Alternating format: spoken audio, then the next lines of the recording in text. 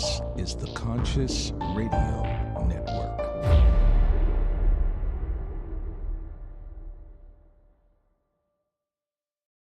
Woo! Good morning, good afternoon, or evening, wherever you might be on this spaceship we call Earth. Welcome to Conscious Radio Network's weekly live podcast series, the weekly Séance. I'm your host, Reverend Dr. Paul Mekas. If this is your first time, please subscribe, like, and share on the YouTube channel. You can also listen to us on Libsyn, iHeart, Spotify, Google Podcast, and soon Apple Podcast. This evening, joining us is Martigan, who has worked professionally as a reader, healer, spiritual advisor for over 30 years. In addition to his intuitive skills, Martigan has also worked as a professional magician, psychic entertainer, actor, and now film director and producer as well. He currently lives in Orlando, Florida, and enjoys pursuing a variety of creative outlets. And that is what we're going to talk about tonight. Let's welcome the one, the only, Martigan. How you doing this evening? Hey, thanks for having me, Paul. You are very welcome. Appreciate the time today. Got to put in the applause, make it look like I love it. Live audience. Yeah. But there is a live audience. I know they were clapping at home. Yeah, right. So how did this all start for you? Did it start like really young age, growing up as a child, and start to realize, man, there's something different. I'm not, nobody else. Yeah, is. I guess without being too specific with your question, I'll say, I'll kind of combine the two things. So when I was really little, my earliest memories were seeing for what we would call today. I didn't have a word for it then. Were ghosts. I'd see them like filing back and forth in the living room of our home. Would have regular visitations, but as a child, that frightened me. Yeah. But I was always into weird supernatural things, and that's what also kind of led me into my attraction to magic. When I first started watching or seeing magic on TV when I was young, I was like, I want to do that. Just was blown away. So my interest in performing magic started when I was like 6 years old. So and the two paths have really kind of paralleled each other my entire life until I really started bringing both of them together. Roughly about 25, 30 years ago, when I started pursuing readings and healings professionally. I really felt that I was at a point where I can start now using my talents and helping others. Yeah. I remember growing up and watching. I remember it was like David Copperfield would have every now and then would have his live shows on the public networks and stuff, and it's like, oh, I gotta tune into that. And it was always, I was right there with you, Doug Henning. My introduction was a show called The Wonderful, Wonderful World of Magic. I've been trying to find episodes of that. Cannot find it online anywhere. Wow. But that's what had me hooked. It was like a variety show with magicians. And just to see all those magicians. And so then, as I got familiar with who was on the show, I'd eventually see them, doing other shows. Hopefully, looking forward to meeting some of the, those people that I looked up to. Yeah.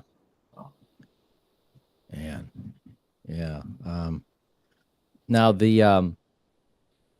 you ever travel around the country, or was it just mainly like local in the area? And yeah, mostly local, doing private parties and public shows. Whenever I got an opportunity, I put something together. So I did a brief stint in Canada at the National Canadian Exhibition in 91 or 92. Wow. But this is about the extent of my traveling. Yeah. And now this as far as the film production, I've noticed I was dabbling through the going through your Facebook and stuff like that, and I've noticed some are you working on like independent films and stuff like that? Right. Yeah. So I have my hands on a couple different things. So uh, there's a local film group here that does film challenges. They call them every a couple times a year. Yeah. So I'm involved with those a lot, and those are short films, usually about 9 minutes long. I just wrapped up one as the director of photography this past weekend. Yeah. Um, so yeah, so just right now it's the short films. This is all kind of new territory for me. I've never done films before. It's been probably within the last 5 years or so that I've really started Yeah. getting involved with acting, mostly out of necessity. When I moved to Orlando in 2014, my objective was to start performing right away and just focus on performing, doing readings, whatever I could do to survive, as an entertainer. Yeah. I don't know, there's something weird about the South. They're just not very receptive to magicians. Yeah, I thought, Yeah. So when I used to live in Orlando in the 90s, and I was doing really well at that time as a performer, and I also build stage illusions, so I was building illusions for other magicians. Yeah. So there was a booming business for magicians here, and then all of a sudden, I don't know, things changed, and so I thought, what can I do that's very similar? So I thought maybe I could do some acting. And that's how it started. Just Yeah. throwing stuff at the wall, see what sticks. Yep. And that's Yep. where I got hooked, because what happened was I was able to look at my past experiences um, with my as a performer and bring those into acting, as well as producing and directing, because I always did my own shows. And so as a magician, I'm my own producer, my own director, right? My own Yeah. writer. Yeah. So I Yeah. have to be cognizant of angles, and how is this going to be perceived by the audience and things like that. Yeah. Yeah. And seeing some of your photography of, whether they're, I wouldn't say selfies, but some of the photos and stuff of some of the work you've done. And as a compliment, I got to say that due to your appearance, you make a great character in a movie. Well, thank you. Yeah, You're welcome. appreciate that. And have you ever been approached for that because of your character, your outwardly character, and your physique, so to speak, that it kind of grabs the attention of the horror film producers, and oh man, that would be a great character in like the new Frankenstein movie or the new Addams Family movie or something like that. Yeah, just on the local level, really. Yeah. People will come up to me and say, "Hey, I really want you in my film. You've got the look that I really want for this character." So that I like that. It's certainly a Yeah. compliment. I guess in some ways. So, Yeah. Yeah. but I'll take it. I'll take it. Yeah, I'm just Yeah. having fun. Kind of going back to the, swinging around to the spiritual perspective of things. It's me taking. Opening myself to the opportunities the universe is presenting to me. Yeah. They're there, so it's my obligation as a spiritual being to take advantage of those opportunities and say thank you, gosh, yeah, Yeah. for what's been Yeah. given to me. I've been very, very, very fortunate, Yeah. to have these things come to me. And like we were briefly talking before we went on the air, that your belief, and we both share the same belief, that there's no such thing as coincidence. Things Right. things happen for a reason. Can you share a little bit of your how you feel about that, and how that Yeah. So I've had excuse me, my spiritual quest started when in my early 20s, and I was raised Catholic. Didn't work for me, but there was something that I was always drawn to as far as the role as the priest in the Catholic Church. And I Yeah. actually wanted to be a priest. Yeah. But I was introduced to the witchcraft in my early 20s, and that really resonated with me. Through my work in the craft, I felt that this was something that I could associate with spiritually, but I wanted more. It just scratched the surface. And the more that I started researching spirituality and my own spirituality, I came up with certain rules, for lack of a better word, that worked for me. Yeah. And one of those is everything happens for a reason. I'm a big fan of Joseph Campbell, his works, his writings. He is what opened up the spiritual doors for me. His work in mythology and religion just are vital to understanding the universe, how things work around us. Yeah. And if I said to myself, if I believe that everything happens for a reason, I have to believe absolutely that everything happens for a reason, because I started seeing it in my own life. I Mhm. started seeing that if I did one thing, this happened, and Yeah. I could look back and say, I understand why this happened now. And as you go through life, you can start seeing that pattern. So I said, how far do I want to take this? So I got to the point where I'm really more of a fatalist, meaning that um, if I believe that everything happens for a reason, that rules out karma. I do not believe in karma. I believe that, whatever I'm here to do on this earth is what I agreed to do before I came in, and Yeah. I'm doing exactly what I need to do. All I got to do is sit back and enjoy the ride, right? Um, Yeah. so we can't always control what happens. Well, as I say, we can't control. This is my belief. We can't control what happens to us. Mhm. We can control how we react to it, and that's Yeah. the biggest thing.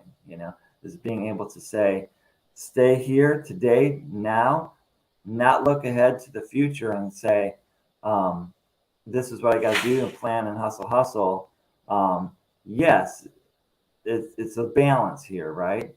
It's being able to listen to the message that you're receiving, those ideas that we get, and say, this feels right. It's about feeling. This feels right. I'm getting this message for a reason, right? Yeah. Yeah. It's let me see how far I can go with it. And it might get you to a certain point, and it could also be to a certain point where that's it. That's all the farther it's going to go, but that will then also lead you to the next step where you need to go. I always encourage people whenever I do any sort of spiritual counseling. It's okay to ask the question why. Just Mhm. don't demand the answer. The Yeah. answer will come when you're ready for it, and you'll know. You get that feeling like, oh, okay, now I know. And Yeah. that answer that's provided just solidifies that faith that we have that everything happens for a reason. Yeah. And then I get asked this all the time too. It's like, people will go, well, if things happen for a reason, then we don't have free will, or then we don't really control our destiny. Yeah, But yeah, necessarily, or not necessarily, because things happen for a reason or meant to happen in a specific way based off of our choices, based off our emotions, based off of the things that we create by thought, by action, by the things, everything is, like for instance, this podcast, for instance, if I didn't think about it, if I didn't work upon it and emotionalize it and, you know, create it here, it wouldn't exist.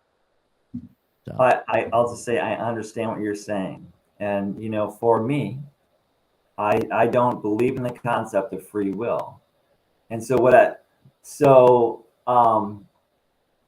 this is kind of like a little bit of an insight how a magician works. Okay, so Yeah. I'll share this with you, and this also leads into how I started combining my spiritual journey path along with my performance as a magician.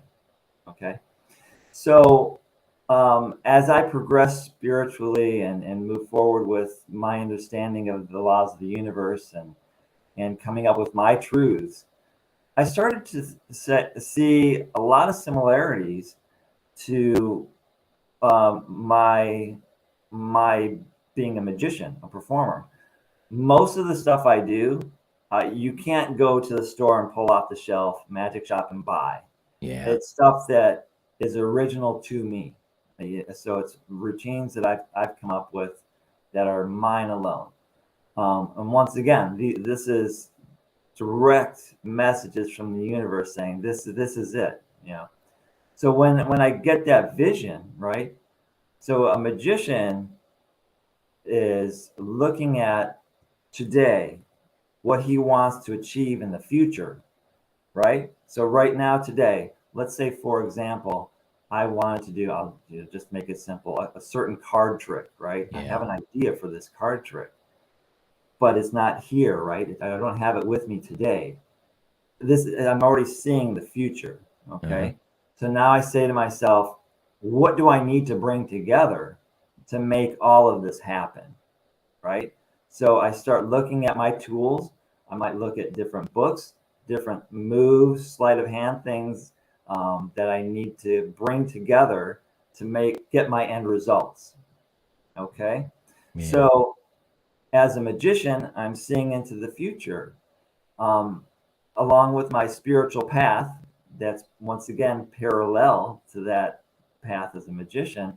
I would do the same thing. I would look at what I wanted to achieve spiritually about myself. And I would say, what is it that I need to do? And I say, okay, I see that this is probably something that I should work on. Maybe it's something like not taking things so personally, when Mm. if somebody says something.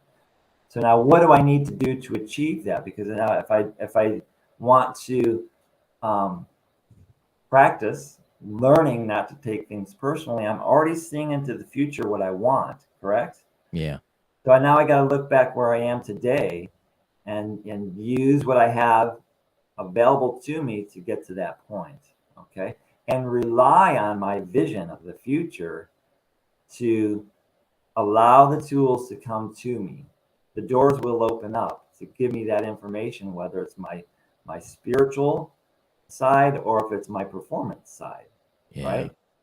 So all those things come together and eventually you get to this point where you got it, you know? But now, as a performer, right? What do they say about a magician with practice or in Oh, practice in general? practice Practice makes makes perfect. perfect, right? Yeah. Well, yes, practice can make perfect. So, what I believe is that perfect practice makes perfect, right? So, Yeah. as a magician, as a performer, I have to be able to perform what I visualize perfectly and for before I put it in front of an audience, right? So, this means that I have to rehearse and rehearse and rehearse until it is absolutely exactly the way I want. Yeah. Now, once I take it out to the real world, I'm also going to be tweaking it a little bit because, oh, all right, so I can see this angle might not work. I have to do this to make the person do what I want. Make sure that they maybe put the card in the right spot or whatever. Yeah. And that's the same thing with what we do spiritually as well. Once we start working with it internally, now we're ready to take it out into the world and work on it. But we have to continue to practice it and practice it, and then get to the point where we are practicing it perfectly. Now, the only difference here, the caveat, Yeah. that with our spiritual path, it's we're in the heat of the moment where as a magician, as a performer, I have a little bit of leeway especially since I'm familiar with audiences, I've worked with enough people in front of enough groups that I can kind of anticipate how they're going to react, right? Mm. In the real world, spiritually, we're not necessarily a performer. We are interacting with others, and we have to learn to make our own adjustments, and as we interact with others and interact with the world in order to get where we want. Eventually we get to the point where we got this down so well, it becomes a second nature, and we don't even think about it anymore. Yeah. And it's the same way, as a performer, as a magician, I can perform something so many times where it just becomes natural. Also spiritually, if I've worked on something long enough, it just becomes a natural thing. Yeah. I don't know if that's really what you're looking for, but that's my perspective of things. It's like the longer I do this show, the longer I do broadcasts, things, you still get nervous when you get on stage. I always get nervous when I get on stage. Have you, is this something, it's stage fright, and people always ask me, you're on stage all the time, or you're doing this all the, how can you be nervous getting on stage? Well, isn't that part of the acting? I mean, do you still get nervous when you do stuff? Of course. Yeah, and that's part of the acting, right? You might be really nervous inside, but it's up to we can't let that show. Yeah. Right. Yeah. And I just kick it off. I go, yeah. Right. Exactly. Yeah. I use that as like an adrenaline rush. Sure. Right. Yes. Yeah. If you were to look back at like your first show that you did, all the bumps and things that you encountered, and each one got a little better, right? Until you got it down now, and where everything's really smooth and it works really well. Yeah. You make it look easy, Paul. I know. Yeah. Right. So it's not that easy.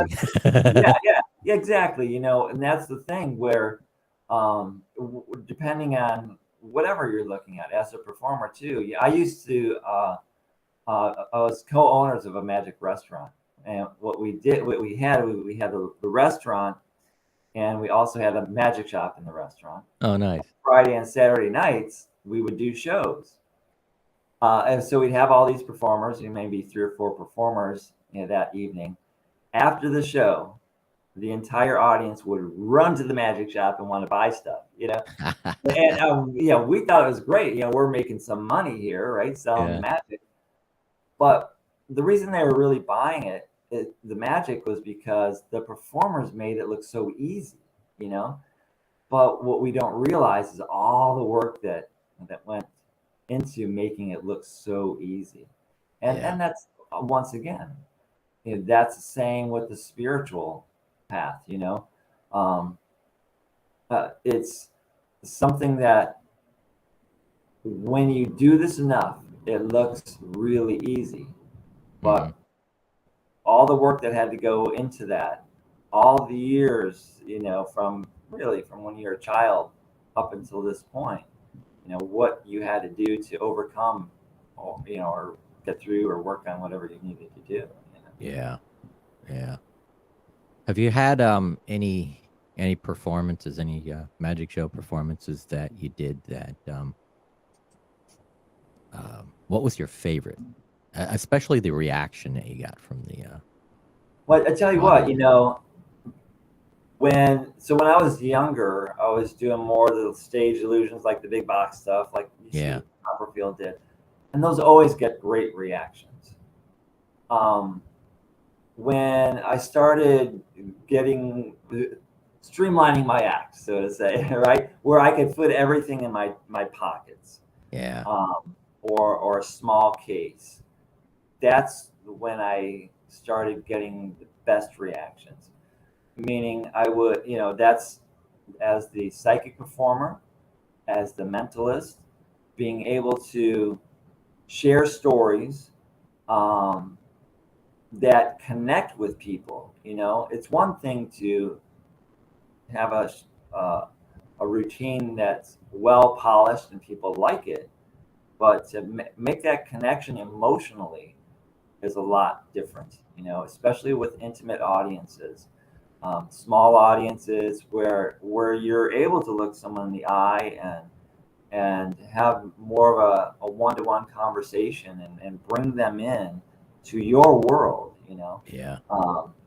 So what what I like about those is that those routines, those moments, is being able to allow people to let go of the real world around them, right?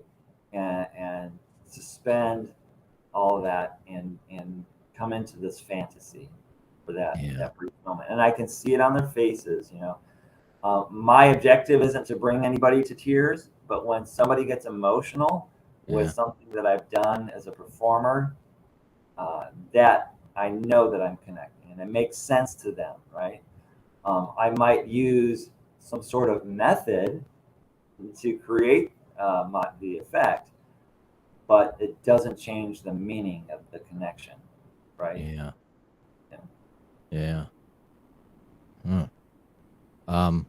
Now, do you still do magic shows, or have you mainly? Not really. No, I don't. And that's simply because I'm being drawn into other areas. And I enjoy it. I love talking with other magicians and talking shop, and I love watching magic and going to shows and supporting my friends as magicians. But as a performer, not something that I really do anymore. If push came to shove, and I wanted to do or had an opportunity to do some of my psychic performances, I'd probably do that. I miss it, but once again, I'm not drawn to that. Because we all know that we have a calling at a particular time. It's like, all right, it's we're riding the wave at one moment, and then we got to rest and kind of just go off the side until it calls us again. Because we always get that calling, so it's time to do it. Yep. It's that feeling, you get that feeling. It's the spiritual path is going from here to here, right? Is we need this, right? But this is where we need to be. Our heart is what is open to the messages that we receive. And it's that feeling. It's our brain that might want to convince us otherwise or steer us, away from that. It's the ego. Right? The ego. It's the ego. Yeah. So what keeps you busy now? What are your projects? What projects are you working on now? Well, I have a TV show that I've been doing called the House of Dolls Midnight Horror Show. So I am a horror show host, and I have all these life-size dolls that interact and talk with, and we introduce different horror short films. And I've relied on the generosity of my friends to share their horror films with me and the show. So as of right now, I've got 3 episodes, I'll say, available online on YouTube. I'm currently working on revamping the show, a completely different format, and I'm hoping to start shooting here by the end of the month. So nice. I'm really excited about that, and that's going really well. That's where I feel I'm drawn. Feel excited about it. It's called House of Dolls Midnight Horror Show. Correct. Yes, I have a link on Facebook and YouTube. Let me bring up let me bring up your Facebook page here. Get the scroller here. Facebook. Here we go. And you'll know you for those who are watching or listening, you'll know you found Martigan as soon as you see the poster. What they call that, the banner. So and the banner says House of Dolls Midnight Horror Show. Right. So and you can find Martigan on Facebook at Martigan, just Martigan. But now the YouTube channel. I didn't put the YouTube channel in, but they can. How they find you on YouTube? Yeah. So the best way to find the show link is by going to the Facebook page, Mm. which is House of Dolls Midnight Horror Show on Facebook, or houseofdollshorrorshow.com. Ah, okay. That's the Right web. on. That's the website, but it'll still take you to the Facebook page and YouTube. Yeah. You can watch the episodes. Cool. Or- Cool. So let's touch go back to the your psychic and intuitive abilities. Is this something that you still work with people, and people reach out to you and go, "Hey, can you help me out? Can you Yeah, I think that's always going to be something that I'll do. So you want me to give a little bit of a history? Yeah. Yeah. So once again, this goes back to my younger days of being into magic, and of course, all those things kind of come together. Yeah. And I think probably when I was like 10 or so, my sister bought, I'll just say, a tarot card deck. It Mm. wasn't the full deck, I don't know if you remember, they used to sell just the major arcana cards. So it was Yeah. just a little, the thin deck. But I was just fascinated by those. I didn't know what the heck it was. But as she really never did anything with them, so I just kind of adopted the cards and used them as my own. But so the cards had little meanings on the bottom for each card, right? So you kind of knew what it was. And I'm like, how do they know what this means? So I just kind of felt drawn to the cards, I'll say. And I've always pursued it. I bought, books about tarot cards. Oh, we have to keep this in mind, Paul. This was back at a time where there was no such thing as online, right? Yeah. It was very difficult to find anything in the bookstore Mhm. about anything like this at all. So I was fortunate enough to work in a magic shop in my mid-teens, late teens, and early 20s. So we had some of these books in the magic shop, and that's where I got a majority of my exposure came. Yeah. The cards, right? So as I read the books, I just kept like, and I had my deck of cards, and I was trying to match up the meanings in the books and the cards. I'm like, it doesn't work for me. And I probably read at least a dozen books, but it was always something that I was drawn to. And I moved to Orlando in 1991. And once again, as focusing on performing, but I still pursued my spiritual quest as well. Yeah. And somebody locally was offering a tarot class. And I'm like, I've never taken a tarot class. I'm going to go. Yeah. And that just nailed it for me. I was just like, oh my God, this opened up everything for me. I'm like, this is it. This guy, he knows his stuff. Yeah. And ever since then, that's the method I've been using to read the cards. And a lot of people don't agree with this. The cards are just a tool for me. Mm. I don't serve the cards serve me, right? Yeah. So what's important to me is getting the message to the individual, as well as focusing on whatever intuitively I can pick up along the way, right? Yeah. So I started, after that class, that's really when I started feeling comfortable with being able to do readings professionally. And I started doing readings for other people. I eventually, in 1998, moved back to Ohio, where I was from. I had a momentary lapse of reason, I say. and Yeah. that's really where I started doing the bulk of my work with the cards, because I was invited to do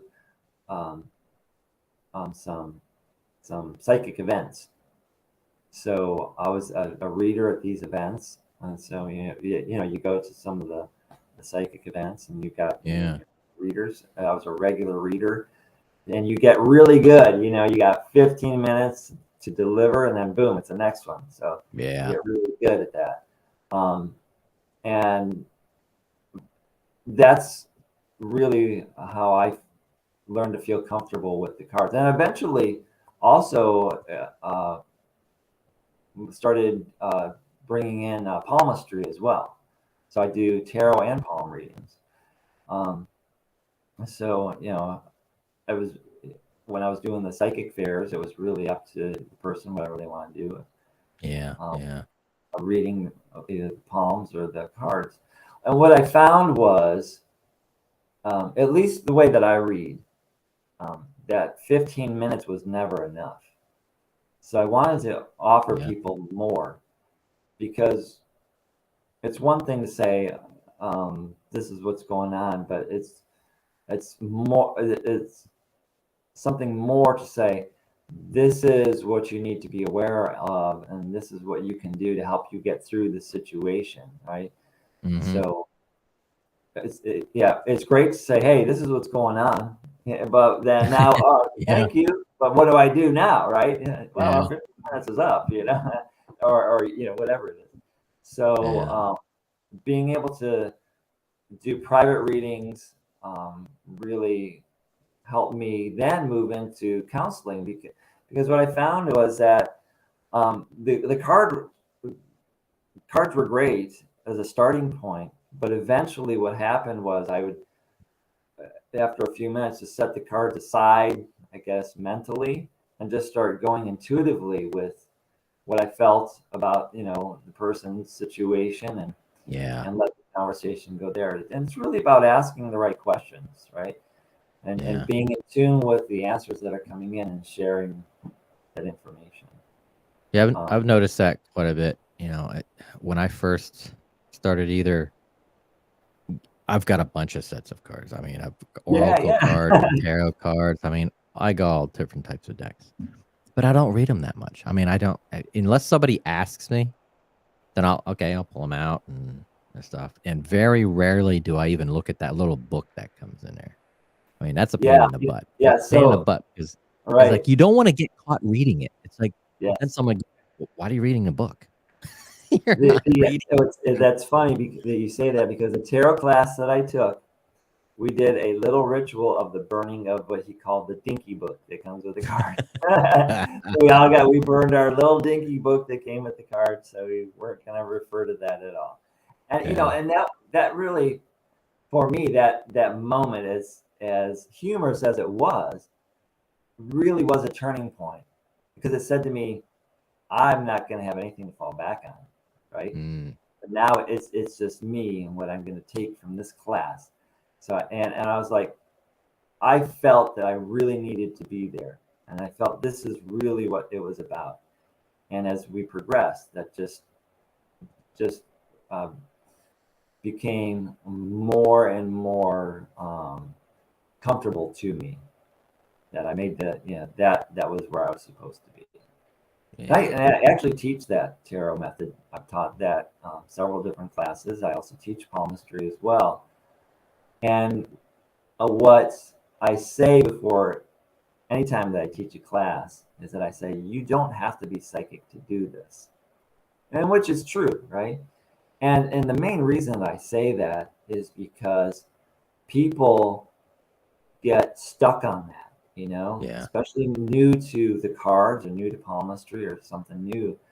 They think that I'm going to be relying on my intuitive abilities for this whole thing. And once again, we go back to the performance as a magician. Let's put that intuitive thoughts and ideas on the shelf for right now. Let's just focus on what we're here to do. We're here to learn the cards, learn what each card means, each line on the hand, what that means, and rely on just the meanings for right now. And once you get to the point where you're comfortable with the meanings of the cards and where they're at, or each line on the hand and what it means, where the direction it goes, or little breaks and things like that, and you can start incorporating the intuitive part to it. Yeah.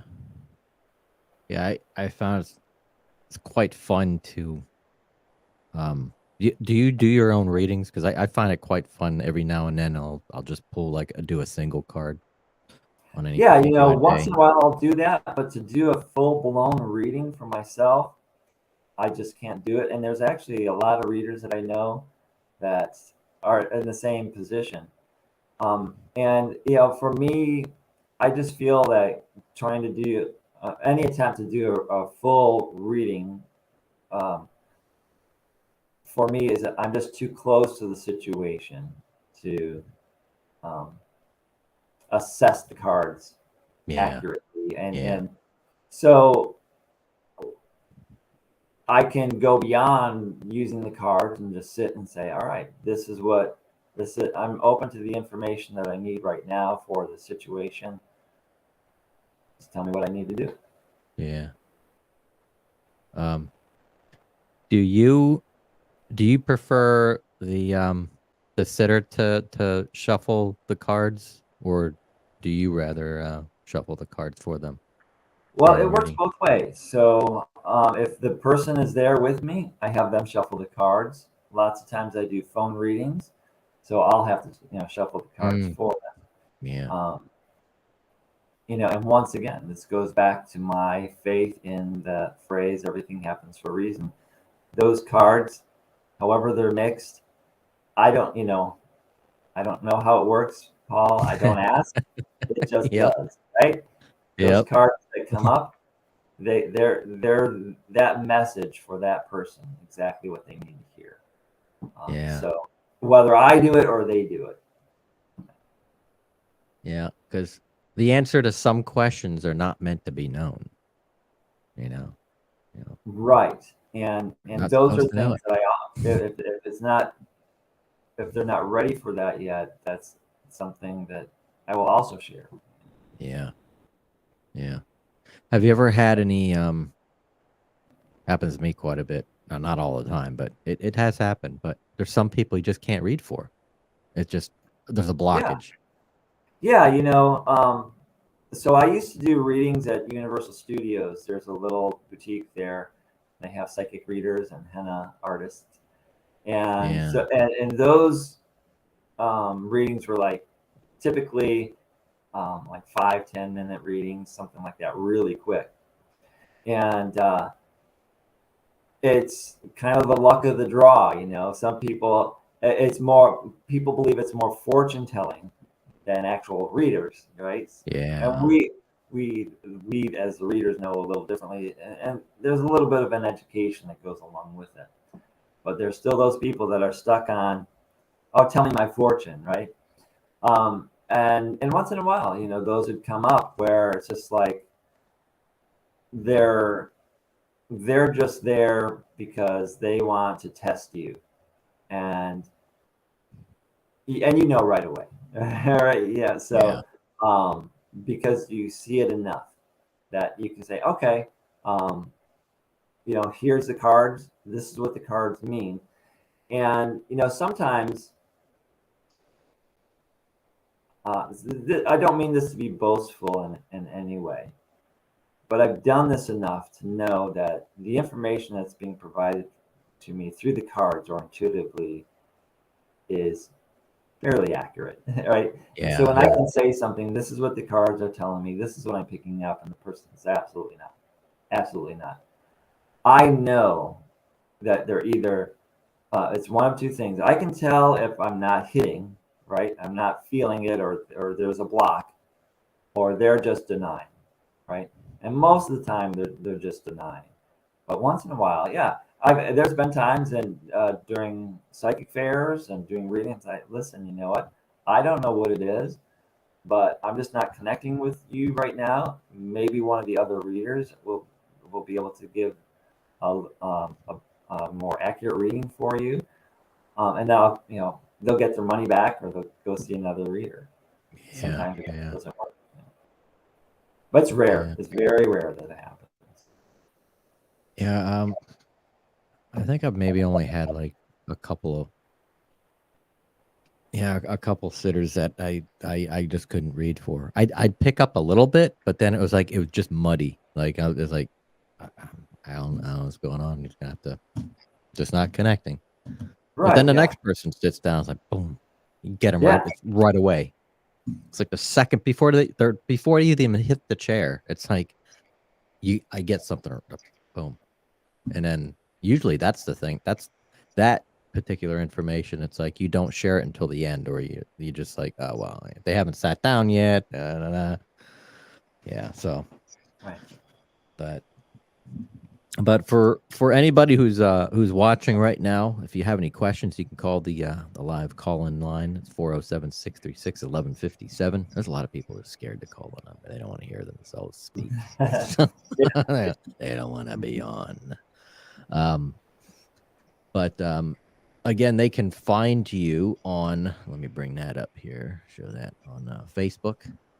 And they can email you at Martigan, Martigan 419 @gmail.com.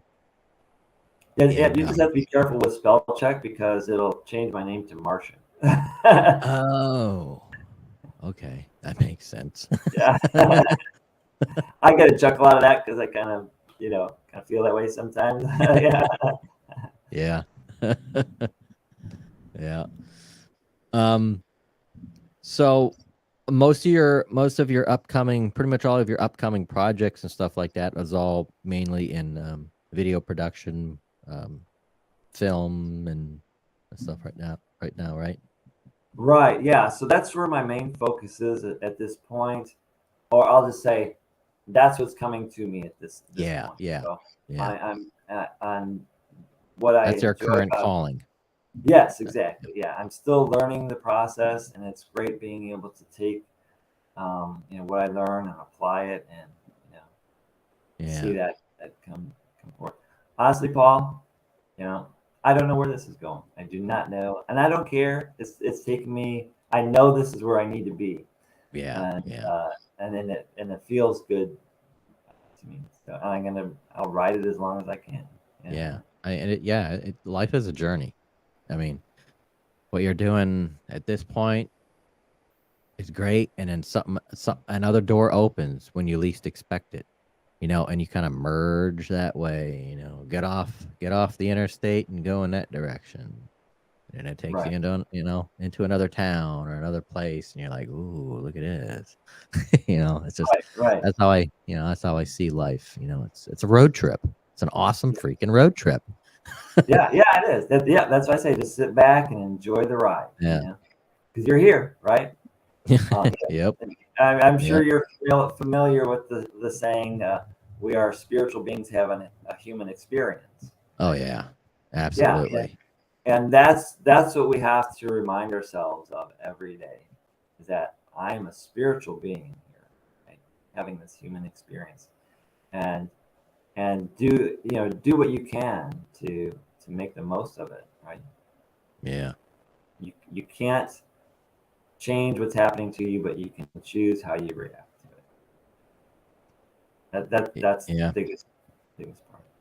Yeah, our reaction seems to be the most important because it could either get you in trouble or get you in trouble. Right? Yeah. And Yeah. and Yeah. and Yeah. it seems like nowadays seems that's the biggest problem is the reaction. And tell me if you've noticed this too. It's like people's reaction to things nowadays has been tenfold worse than it was before the whole COVID thing ever happened. It just seems, yeah, I don't know what's going on. It's like people's reaction is just wow. Right. Yeah. And so as you say that to me, I'm reminded of several things that Joseph Campbell talks about. Social media has really challenged us Mm-hmm. in a way.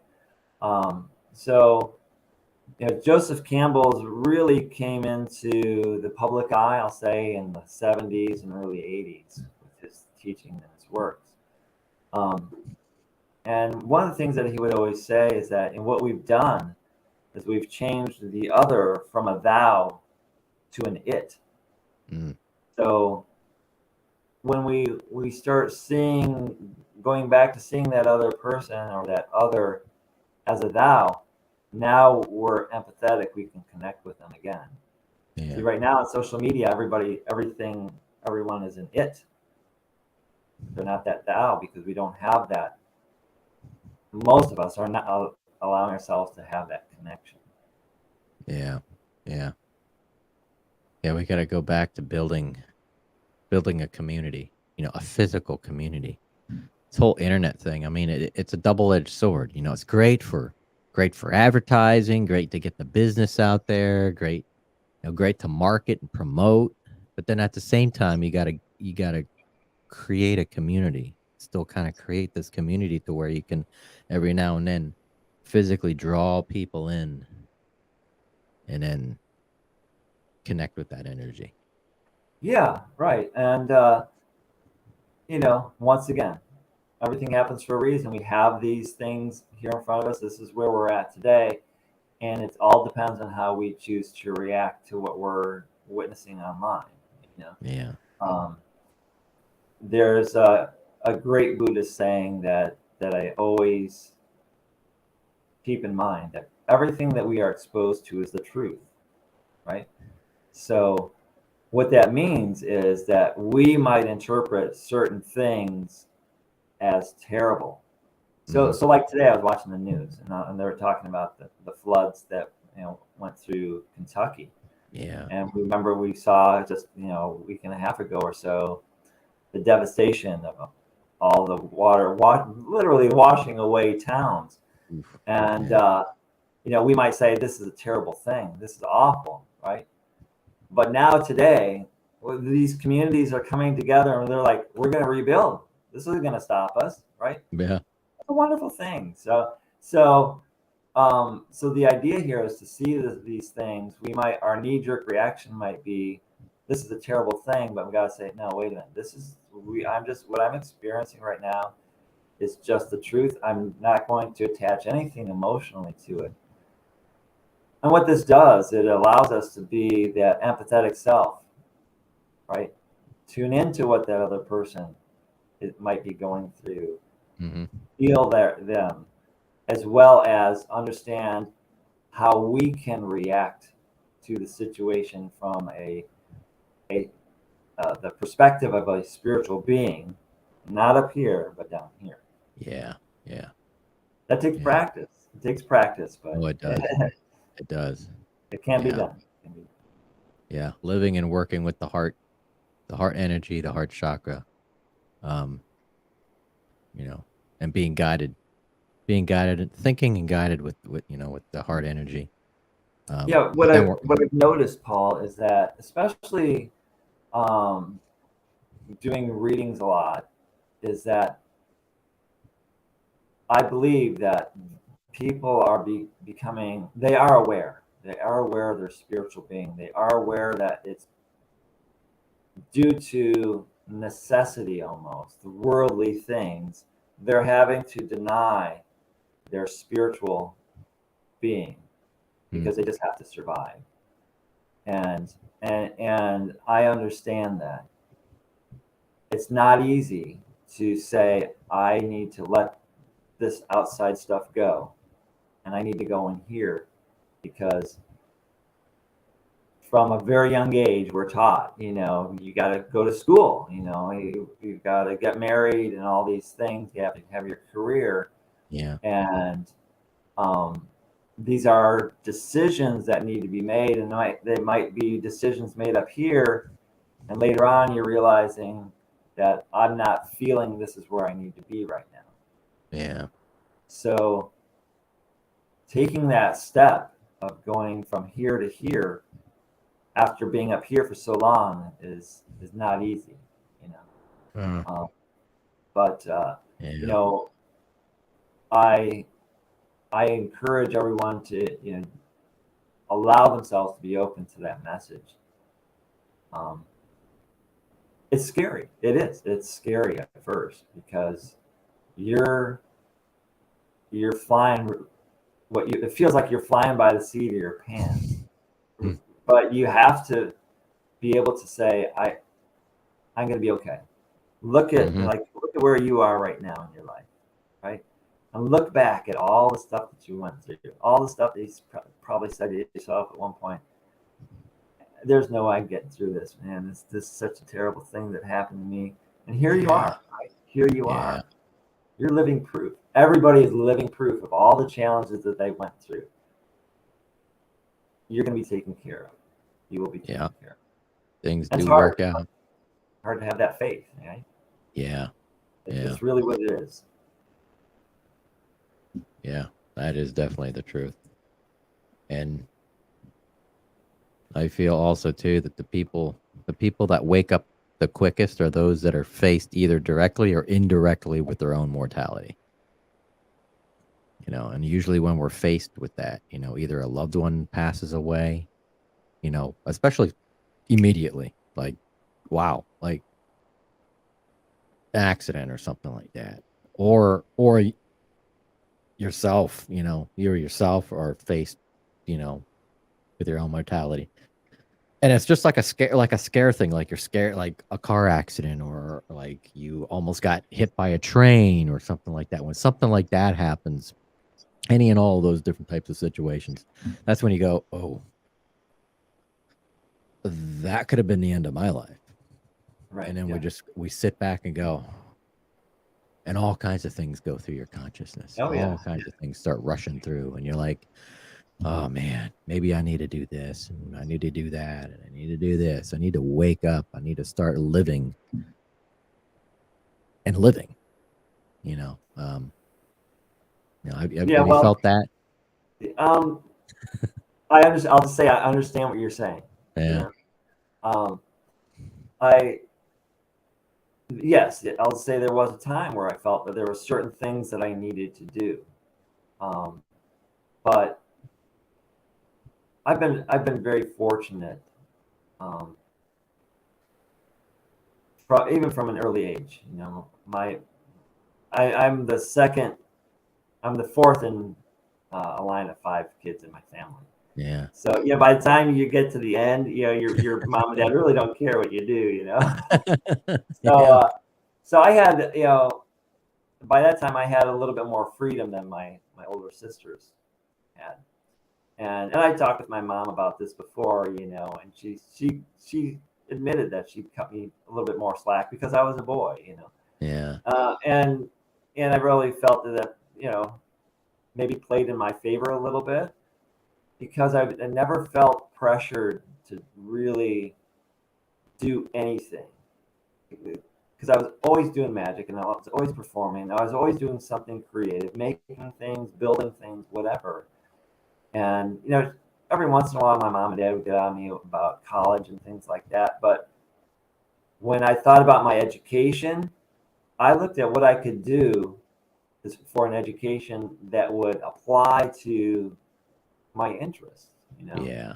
So if I'm building my own magic illusions at 12 and 13 years old, you know what I'm going to do? I'm going to go to carpentry in high school, take carpentry classes, and then learn as much as I can about woodworking and tools and building, so I can I can really make the stuff that I want to make, and that's what I did. I've always really, if I look back at my life, I've never really said I got to have a career, I need to do this. I've just always followed what I was drawn to, and I'm still here. Yeah, it worked. That's why I say, it works, and I understand that this isn't a path for everybody, right? It's not easy to do, but there are ways to do it. There are ways to do it.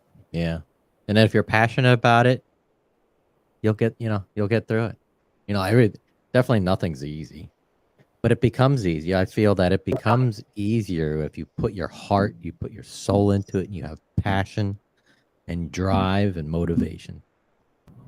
Absolutely. And the more you do it, the more you let go and go in here, the more you do it, the more comfortable you feel, and the more or the easier it's going to be Yeah. to follow that. Yeah. Absolutely. Well, we just killed an hour. It's hard to No. believe that went by fast. Right? Yeah, it goes by fast. I used to do these shows 4 hours, 4 Wow. hours, and then have like little, I don't know, 15-second breaks, which wasn't long enough, but I had 4 different guests on, but that made it Yeah. fun. I like coast to coast. Yeah. Martigan, it's been a pleasure. Thank you for being on with us tonight. I appreciate It was an honor, Paul. I really appreciate you asking me to be on the show. It means a lot to me. I'm glad I You're was very able welcome. to share some things about spirituality and magic. It's all around us. Oh yeah, yeah, yeah. It's always there. It's everywhere, and that's what the show's about. Get the word out, get people's experiences, share those experiences, share ideas. Yeah, and we can change. Hey, we Thank you never for what know. you're We doing. can change somebody's life. Yeah, right. Yes, appreciate what you're doing. This is important for others to have this outlet. Absolutely. But if you got any cool projects coming up in the near future that you don't know about yet, Yeah, right. and you want to share it on the show, definitely, Okay. reach out and we'll do something else. Sounds good. So, Appreciate it. Thank cool. you so much. Martigan, it's been a wonderful evening, my friend. Thank you very much. Thank you. And for those who are watching, listening, again, you'll be able to hear this on Libsyn, iHeart, Spotify, and soon to be Apple Podcast. And if you haven't subscribed to the channel, please subscribe. That way you can keep up to date with some of our upcoming shows. And other than that, I will let you all go. Everyone, you have a wonderful night. And again, Martigan, good night, my friend. Good night. You Thank take you. care. Thank you. Thank you for watching Conscious Radio Network. Everybody, you all have a wonderful night, and I'll see you next week. Y'all take care.